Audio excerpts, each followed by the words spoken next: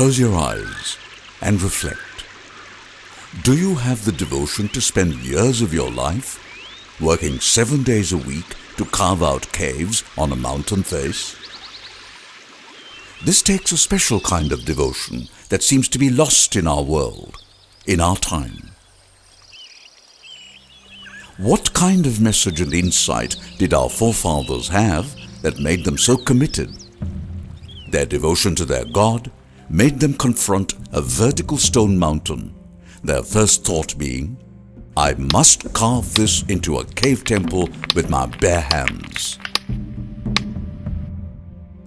Centuries ago, Indian monks and artists took years creating incredible rock-cut architecture manually out of sandstone, cliffs, and rock formations. After this amazing feat was achieved, they then created intricate designs on the walls with carvings and murals and filled the interiors with statues.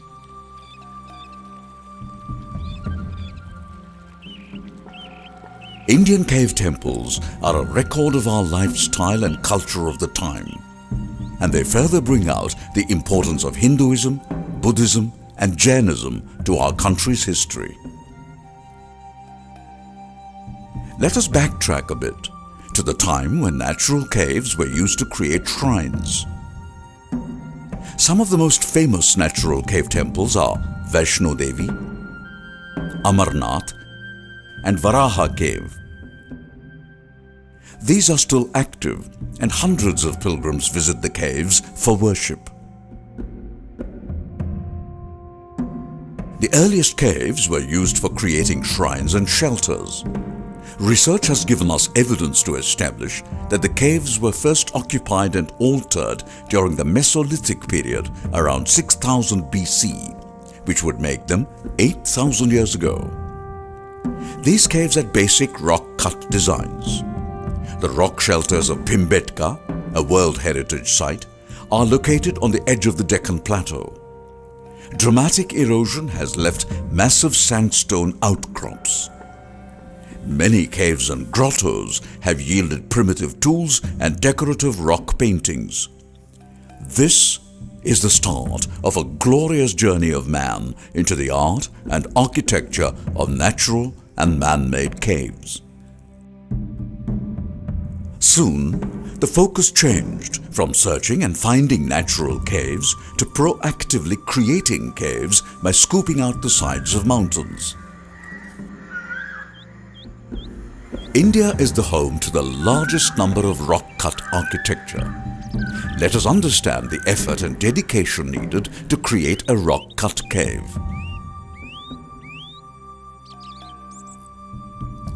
Rock-cut architecture is created by carving it out of solid, natural rock.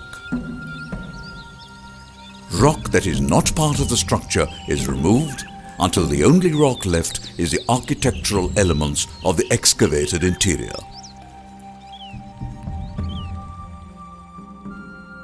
When you travel to visit ancient rock-cut sites, you will realize that a great volume of rock had to be removed to create these caves. What happened to all this rock? The huge volumes of stone removed have vanished from the site. The rocks were used like quarry rock and used elsewhere as construction materials. So, nothing was wasted and projects became commercially viable.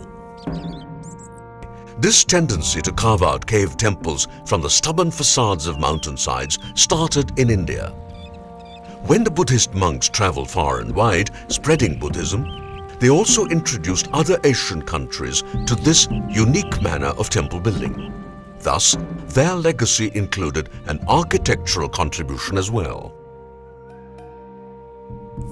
For almost 2,600 years, from 1280 BCE to the 12th and 13th century CE, rock-cut architecture was the rage from the Far East and Orient to Africa and the Middle East.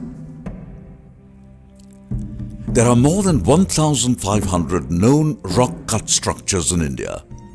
Many of these structures contain artwork of global importance, and most are adorned with exquisite stone carvings. These ancient and medieval structures represent significant achievements of structural engineering and craftsmanship.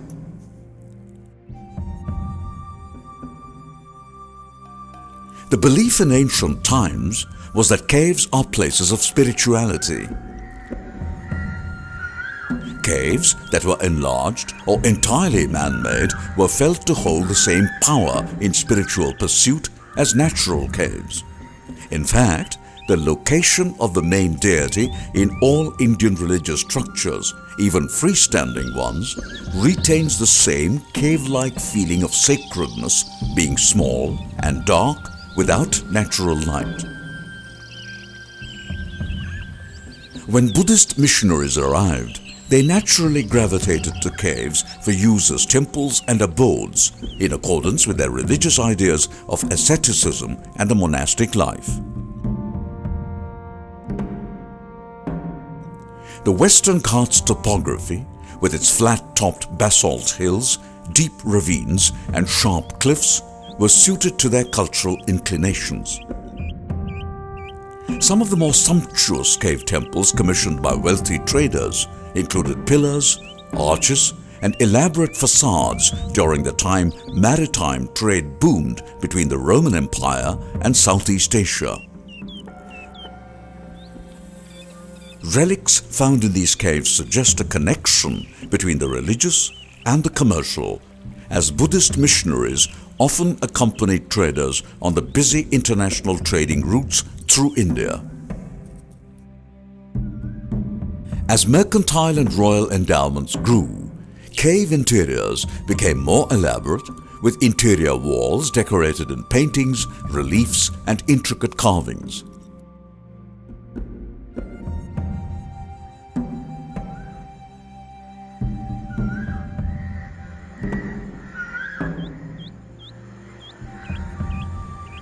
Facades were added to the exteriors, while the interiors became designated for specific uses such as monasteries or viharas and worship halls or chaityas.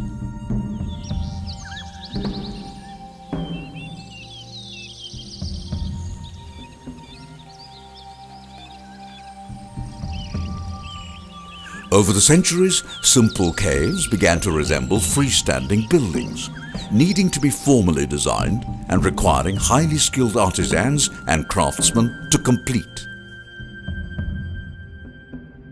These artisans had not forgotten their timber roots and imitated the nuances of a wooden structure and the wood grain in working with stone.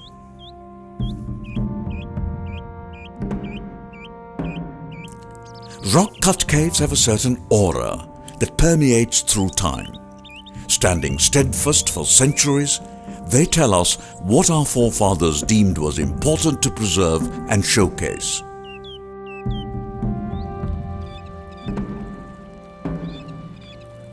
A period of intense building activity happened in the Western Deccan, mostly Buddhist shrines and monasteries, between 100 BC and 170 AD.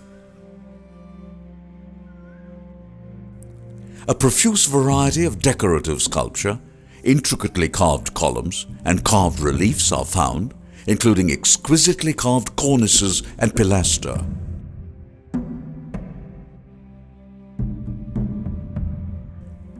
Skilled artisans crafted living rock to imitate timbered wood. They gave the feel of wood grain and shaped intricate decorative carving.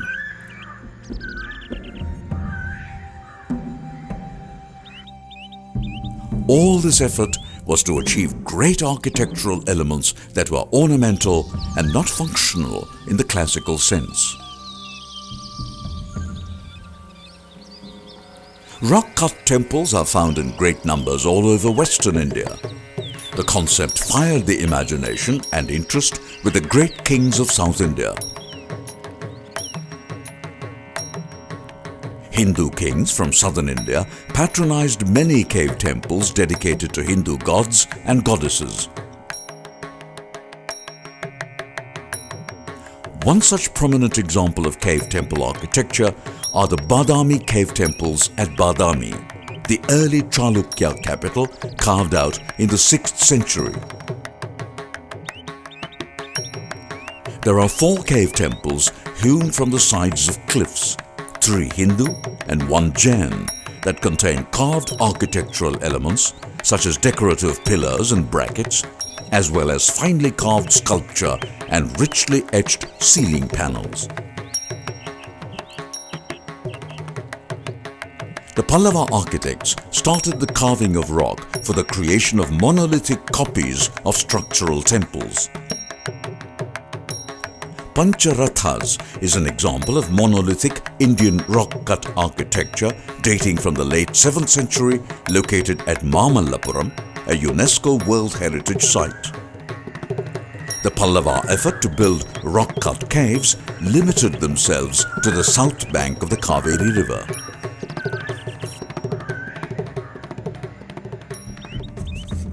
Rock-cut caves construction soon spread all over India and are found today in Andhra Pradesh, Haryana, Himachal Pradesh, Karnataka, Kashmir, Kerala, Madhya Pradesh, Maharashtra, Odisha, Tamil Nadu and Uttarakhand. By the 5th century, the style of building temples changed. Freestanding stone structures began to appear all over the country. This trend was more marked by the temples of South India.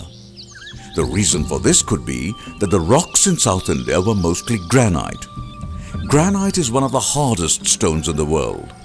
The task was becoming hard and time-consuming. The Pallava kings experimented by building temples with cut stone blocks.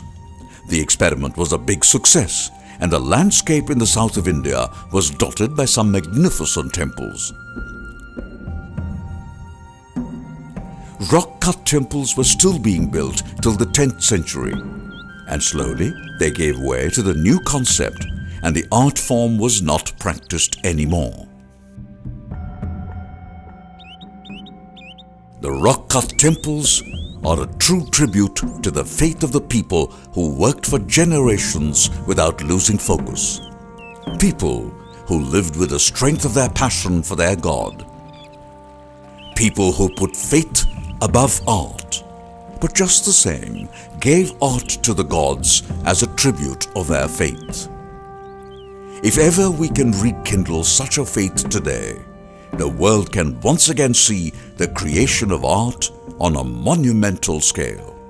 We can once again create monuments of our time as a legacy for the generations to come.